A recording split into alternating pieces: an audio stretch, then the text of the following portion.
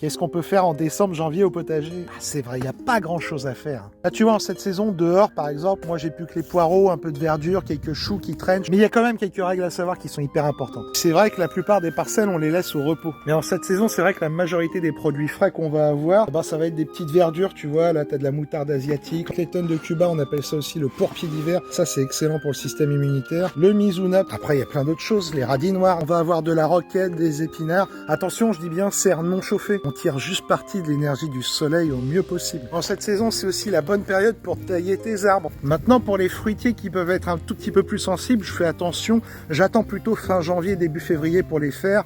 Comme ça, la coupe, elle ne risque pas de pourrir finalement avec un trop plein d'humidité. Après, une des choses importantes à faire en cette saison, c'est de nourrir ton sol. Lui apporter du compost, du fumier. Il faut nourrir la vie de ton sol pour que tes légumes puissent après puiser les minéraux dont ils vont avoir besoin dedans. Et puis, en cette saison, c'est vraiment le moment idéal pour faire ta planification pour ton potager. Parce que la plupart d'entre vous, vous y allez en mode YOLO. Oui, d'accord, c'est bien de choisir des graines qui te plaisent. Mais justement, fais ta liste complètement. Dans un monde idéal, qu'est-ce que j'aimerais faire? Je voudrais avoir tel légume. Paf, paf, paf, paf. Tomates, radis, salade, des betteraves, des poireaux, des épinards, la salade, des tomates, des piments, des concombres, des courgettes. Bref, fais-toi une énorme liste du Père Noël. Et après, tu fais des choix. Tu tailles dans le lard. Après, tu as deux options. Soit tu vas acheter des plants, soit tu vas acheter des graines. En faisant des graines, ça te demande plus de boulot, mais économiquement, tu t'y retrouves carrément plus. Et après, je sais, le plus difficile, c'est de faire ton plan de potager où tu vas te dire, là, je vais mettre telle culture. Est-ce que je vais mettre des haricots là? Mais alors, je vais peut-être l'associer avec une autre culture. Et du coup, tu vas te dire, ouais, mais j'ai besoin de combien de graines alors pour tant de mètres carrés? Tout ça, c'est des infos qui sont pas forcément si évidentes à trouver. Et puis, en fonction des variétés, c'est pas toujours les mêmes. Et tout ça, pour faire l'instant autopromo, tu vas l'avoir dans notre formation. Non, attends, t'es pas forcément obligé de l'acheter.